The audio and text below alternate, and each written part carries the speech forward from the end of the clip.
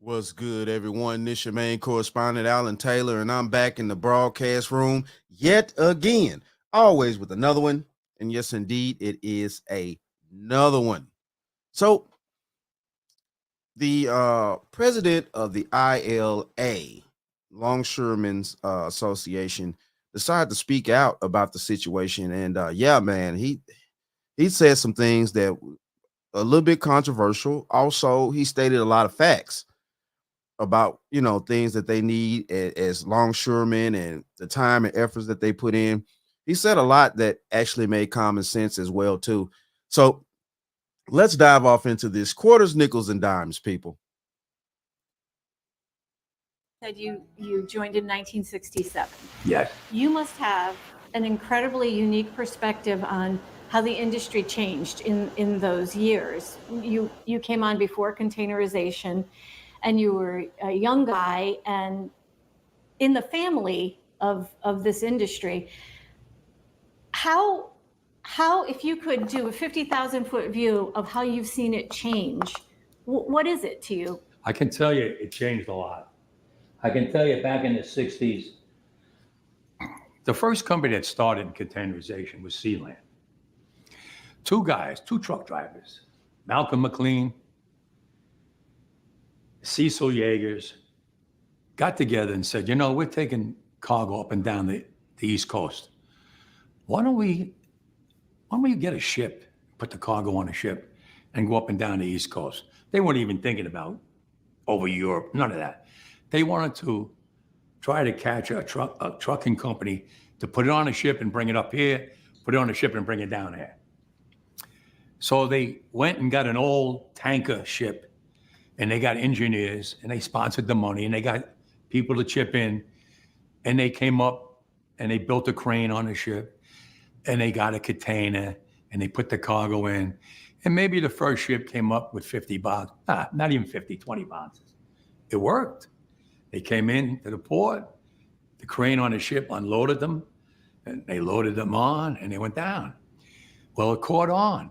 And from there, everywhere you go in the world, you'll see those cranes. They look like monsters. No matter where you go, what port, overseas, Europe, Rotterdam, Amsterdam, anywhere, Spain, those cranes are there. It all started with Sealand. The company before Sealand is called Pan Atlantic. But Sealand bought that, and then they became Sealand. Okay, I show up 1967. I explained to you before, the maintenance local was down. We built it all up. You heard me. Where the changes started, we always went for a 3-year contract. When I was a young kid, we went on strike for 25 cents. 25 cents. We went on strike in 1977 for 3 months for 80 cents. Fast forward, back then the companies were lucky they made millions of dollars, to 10 million, 5 million. Today, they make billions and billions of dollars. MSC is the richest shipping company in the world. And see, that's the point that he's talking about right here. Now, back then, of course, back then because they just had started shipping containers like this. It was brand new in the late 60s, early 70s about them shipping containers and those big ass ships up and down the ports and stuff. So, all right, now that they first only started out shipping those containers at home here in America. Now they're shipping these containers all across the world. That's where the billions of dollars are coming in at now. So you got them coming in from China, but that's the West Coast. And then you got them coming in from Europe, Spain, all these places from the East Coast and stuff like that. So yeah, they're shipping in billions of dollars. So now it's time to renegotiate. It's time to up the salaries. They're bringing in billions of billions. Yeah, it's time to renegotiate. I mean, I don't blame them. I mean, Jesus Christ, what you expect? They're out there doing a dangerous job. And we talk about, men like this that are working these jobs that actually keep our daily lives possible. The TVs that you sitting in your living room looking at, all the way to your tissue, shit. You know what I'm saying? It's so much stuff they shipping on these containers. You know, one of the broadcasts I did, and I had another story about it. Dude was like, they actually shipping, you know, hearts and lungs and blood for blood transfusions and stuff like that on these containers. Ain't no telling what they shipping on these joints. Made 3 times the money in Amazon. A lot of money, right? Billions. Well, one of the companies, and I won't mention his name, he took himself a Christmas bonus, $4 billion. He took it out for him and his family, $4 billion. A French company, I won't mention their name, they gave all their employees 50 months salary as a Christmas gift. Now, look at that money. They have so much money, they don't even know what to do with it. They know they're building up terminals. They want to go automation. They want more money now. Get rid of these men. We don't need them no more. It's a big change going on. I've been fighting automation for years. They destroyed LA. They put a fully automated terminal at the Merce line. 800 longshoremen lost their jobs. Damn, that's 800 men making 6-figure salaries. So what the French toast is there to think about? Come on now, because that's what they making out there. Let's not be boo-boo the fool. They're not out there doing their job making $50,000 a year. They're making 6 figures on these ports out here. These men are making, those are the 6-figure blue collar guys that we be screaming about on the internet all the time. Yeah. And man, 800? Wow. Hey, it's sad out here, man. It's an evil world we live in. If it was up to them, they would like to see everybody lose their jobs. Let me tell you, it's not just in the longshore. They got ships in Europe that they're building. They got one now, runs on a battery, container ship, no crew. Somebody in an office building runs it, goes out, goes in. They don't want anybody. They don't want to pay anybody. It's not only this union, it's in every union in every aspect. If they keep putting machinery to take our jobs, who's going to pay the income tax? Machines are not. Who's going to pay for the... Ooh, hold on. Hold on. Is somebody making some sense out here? Now, listen, look. Now, listen, I can see it from both sides. These companies and stuff, everybody's trying to get to this automation situation. That's why we're having the problem right now. They're trying to force the electric vehicles on us and all this type of stuff. They're trying to force all this, you know, technology on us. And I mean, in some cases, I get technology. In some cases, I don't. You know, I don't think we need to be in a world where just every single thing we do is ran by technology. Just every single thing we do. Just every single thing we do is ran by technology. Everything. You know, next thing you know, you have to have a machine to put your socks on and shit. I mean, it's just crazy to me. But I definitely get where he's coming from, and he's standing up for his men, and that's very honorable, for real though, because yeah, that's a lot of jobs that are going to be misplaced. That's a lot of 6-figure jobs that you know, the government, I mean, they want their tax money, right? I mean, I thought so. So what the French toast is there to think about? I mean, if I'm wrong and the government don't want tax money anymore, I mean, I thought that's what ran the country was the tax money. Okay, maybe I'm wrong. The military, the roads, everything runs by taxes. Take Easy Pass. The first time they come out with Easy Pass, one lane, and cars were going through and everybody's sitting in their car and go, what's that all about? I'm going to get one of them. Today, all those union jobs are gone and it's all Easy Pass. People don't realize it. Everybody's got 3 cars. Everybody got an Easy Pass on the window. And they go through like it's nothing. And they get billed in the mail. They didn't care about that union worker working in the booth. You go in a store today, it's self-checking. They don't need anybody to check out no more. Someone has to get into Congress and say, whoa, time out. This world is going too fast for us. Machines got to stop. Yes, we're getting smart kids out of MIT and all these places. Yeah, they're all brilliant. But what good is it if you're going to put people out of work? Who's going to support their families? Machines? Machines don't have families. You got to draw the line. These companies that work in the maritime business come from overseas. Not one of them belongs to America. They want to come into America and build fully automated terminals and get rid of American jobs. Good paying jobs. Hey, that's that shit Trump talking about. Sorry, but I know y'all don't like it. Trump say this and he's this and that. No, he's racist. And hey, yeah, but them companies overseas don't care nothing about what we got going on over here in America. And they want to sit up their automation and take our jobs. Who's going to pay our taxes over here? Yeah, we man, America need to get selfish again. Yeah, I said it. I said it. You can't make this shit up. That support families with medical, pensions, annuities, and pay taxes. They want to get rid of them. Where's the president of the United States? He's not fighting for us. He told in LA, he told the union, hurry up and get a contract. That's the mentality they have. They don't even know what the hell they're doing today. Well, I know what I'm doing. I'm going to save everybody's job when it comes to the ILA and to all the unions around the world, because we're going to fight with that alliance. I'll shut them down throughout the world to prove that we can beat them. So, yes, your answer is we came a long way. We came along so advanced that technology is mind-boggling. We never had cameras on the piers. They got a camera in every pole.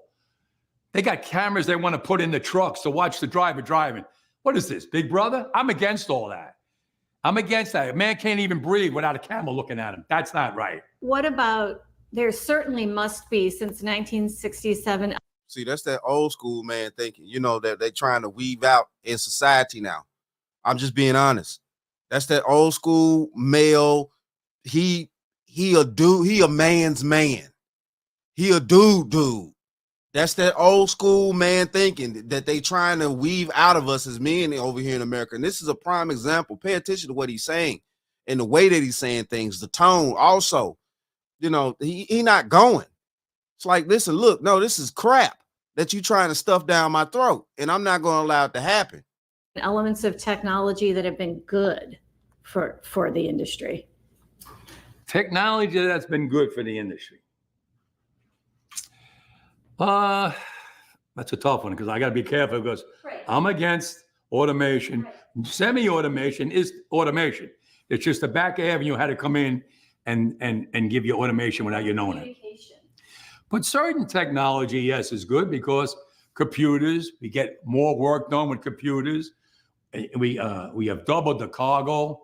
We have, if you look now, we have ships that are being built by these companies.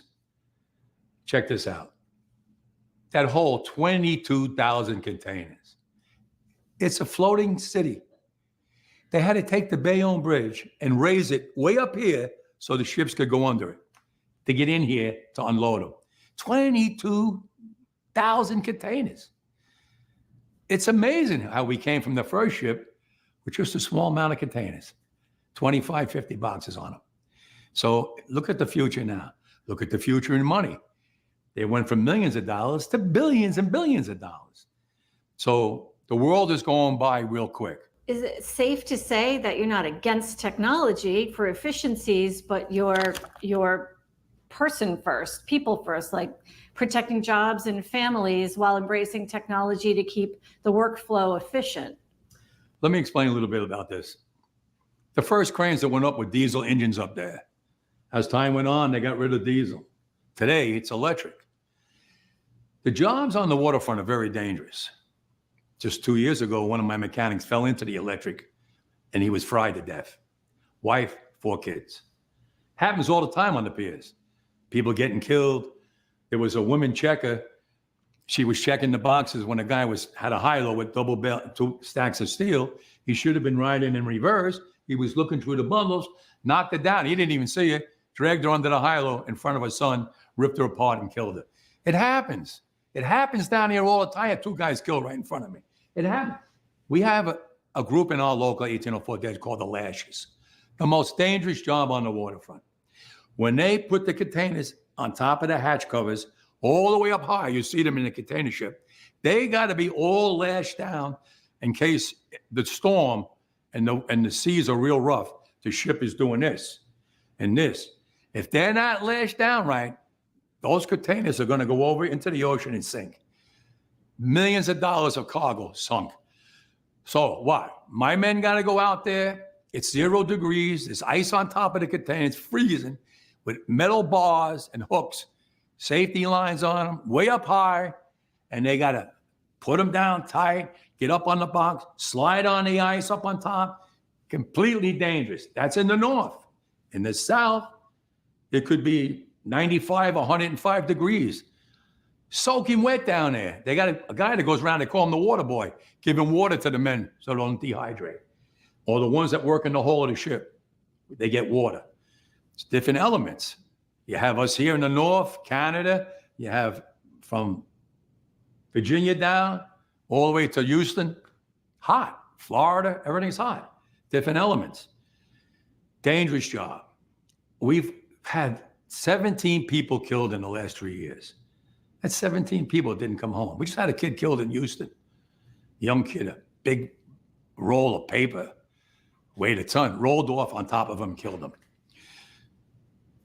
That's why I fight. I fight for jurisdiction. I fight for safety. I fight for these to be compensated with good salaries.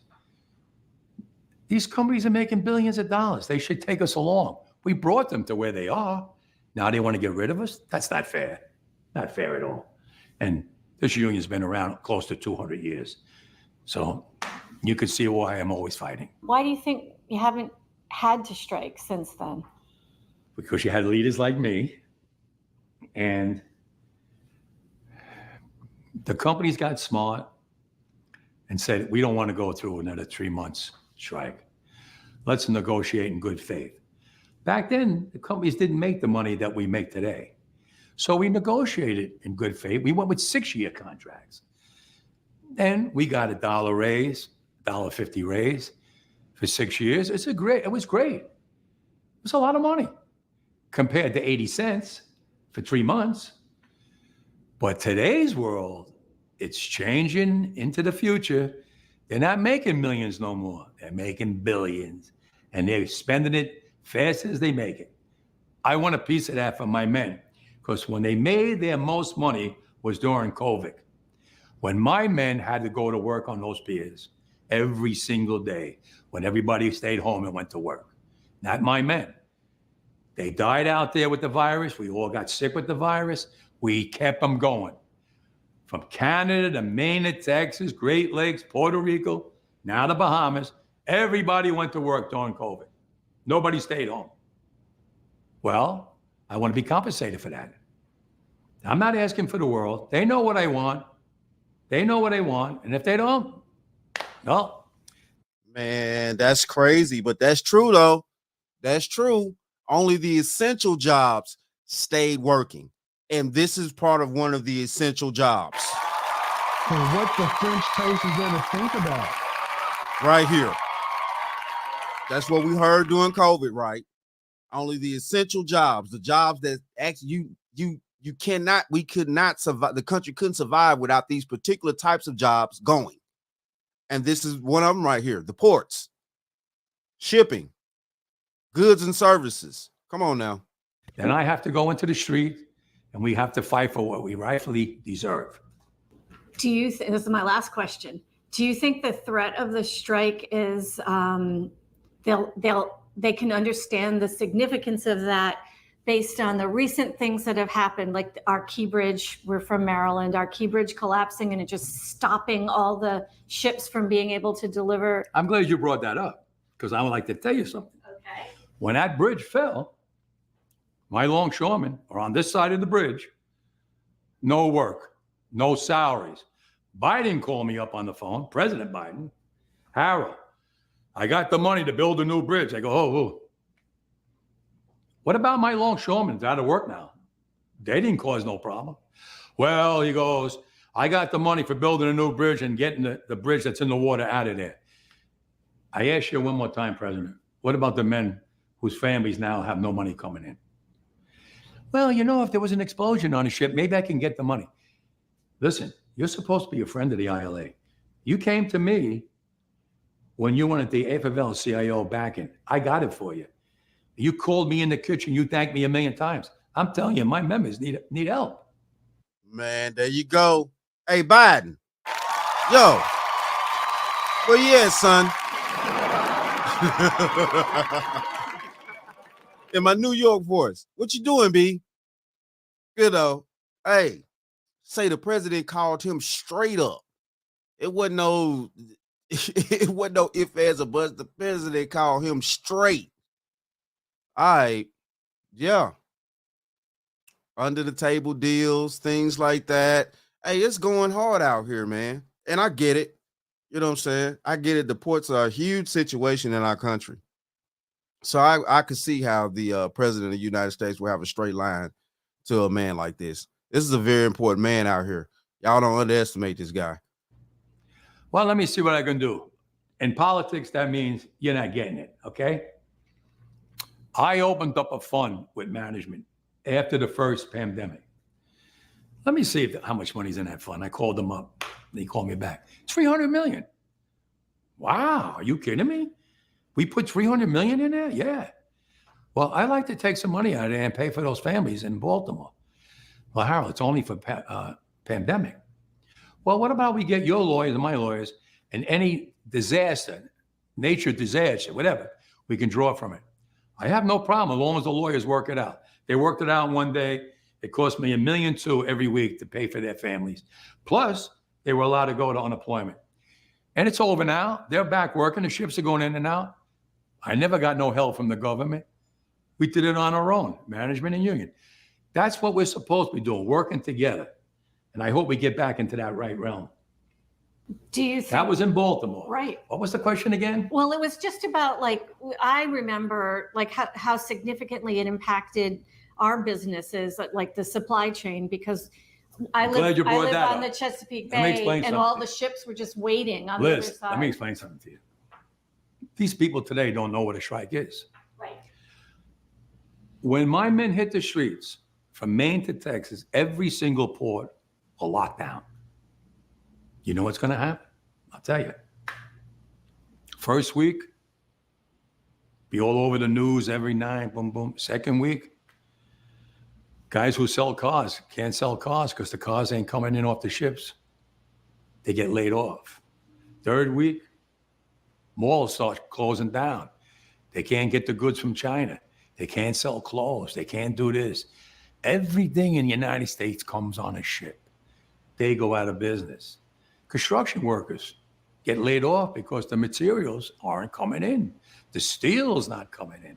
The lumber's not coming in. They lose their job.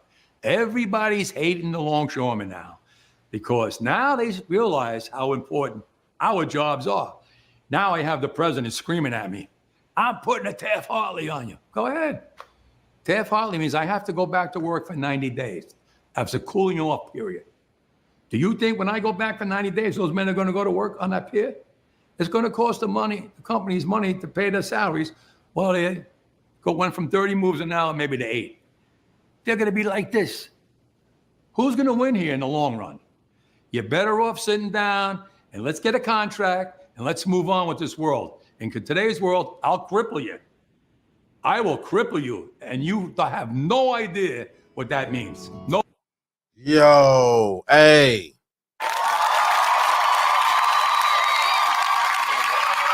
He said it. He said it. And, yeah, he could cripple something out here. Let's just pay attention. Now, I know that the West Coast ports are not, from what I understand, that the West Coast ports are not on the same page with the East Coast ports. So they're ran by separate situations. But the thing of this is the East Coast hub, I think, really talk as a bigger platform than the West Coast. I think the West Coast maybe go from like maybe Alaska to Seattle, Washington, on down to, Southern California, things like that. Maybe if I'm, stating it right. If I'm wrong, get down in comments, let me know. But definitely from what I've seen from this side right here, they're going all the way from Canada to Texas and shit. That's a huge situation. That's huge. That's a lot of people. That's a lot of people and a lot of cargo at bay. That's a lot of cargo and a lot of money. That's a lot of money, man. And all this shit is popping off right before the election, or actually during the election time. This is crazy around here that we're in, and this is very dangerous. You know, this is a lot of things that those containers ship for our everyday life in this country. And, you know, whatever he's asking for and things like that, these people are making billions and shit. That one situation got me to where he was like, one dude, whatever company it was, he was like, it took out like 4 billion just for his family alone. That's $4 billion for himself. Like, that's crazy money. Just for you and your family. Come on, people. Wow. Yo, but it is what it is, man. Hey, shout out to all my subscribers out there. Mad love to y'all. If you're new to the channel, please hit that like, share, subscribe button. Make sure you ring that bell to be notified whenever I decide to post things. And like I always say, and that, my friends, is the bottom line. That, my friends, is the bottom line.